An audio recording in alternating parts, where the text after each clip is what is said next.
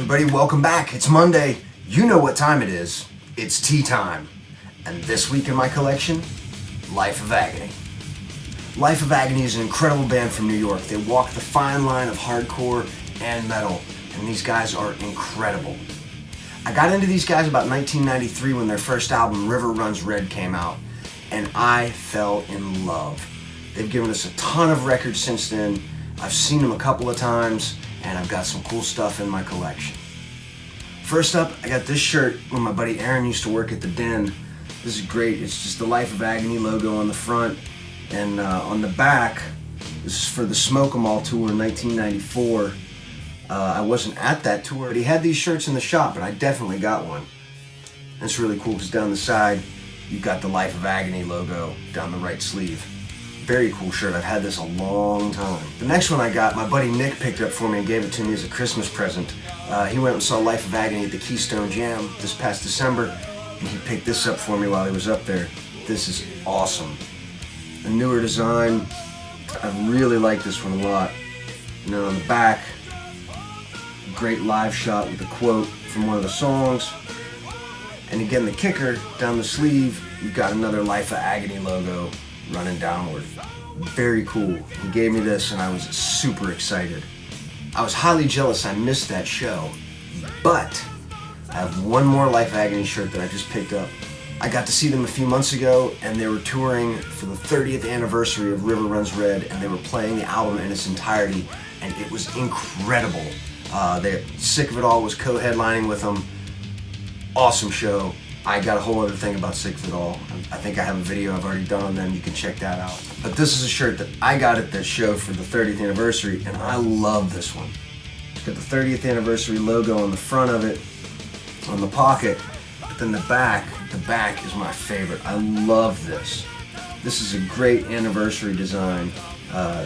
Pictures from the back of the album cover, and the LOA logo in the zero, which is just awesome. I love this t-shirt. Life of Agony once again blew me away. I got to see them at the Metropole up in Pittsburgh back in the day.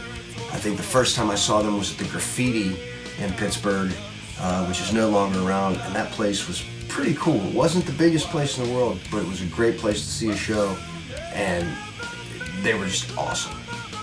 If you're a Life of Agony fan, you need to go back through their discography. They just put out a couple of new records within the last few years, two of which surprised me because I didn't even know they were back together when these albums came out, so I'm super stoked. If you go back through the discography, they've got River Runs Red, then their second album they put out, Ugly, which has an incredible cover of Don't You Forget About Me on it. Great song in the original, but their version kicks ass. Third album, Soul Searching Sun, a little different. They kind of went on a little different tangent with that record, but it's really, really good. I like what they did with that. Then they put out an unplugged album from the Netherlands. Then, of course, there was a CD collection from 1989 to 1999 of early demos and stuff that didn't make albums or got rewritten and reworked. Then, of course, comes Broken Valley, which was the last record that I knew they put out, and I thought they'd split up after that. Actually, I thought they split up before Broken Valley, so when this album came out, I was really, really excited for this. It's a really great record. Again, it's a little different, but I really dig it. It's a little more rock-oriented than what their earlier stuff was. Then I found on the internet a new album that I did not know they'd put out. They have a new drummer. I believe her name is Veronica, and she kicks ass. And that album's called A Place Where There's No More Pain. Returns to earlier Life of Agony kind of stuff. I was really stoked when I got this. Then they put out what I believe is their newest album, The Sound of Scars. Again, returning to that heavier sound they had when they first started out. And I love this new stuff. It's those two records I'm so glad that they wrote and put out. I really didn't know they were together anymore, and they blew my mind. Also on, I believe, Amazon and maybe a couple of other streaming sites, there's also a documentary they put out called The Sound of Scars. It's like an hour and some change.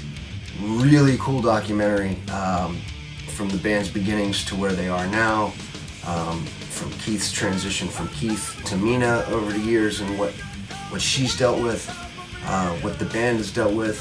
It's a very interesting documentary, and if you haven't checked that out, go check that out as well. So that's what I've got in my collection right now, guys, so thanks for tuning in. I'll catch you next week with another one. Until then, take it easy.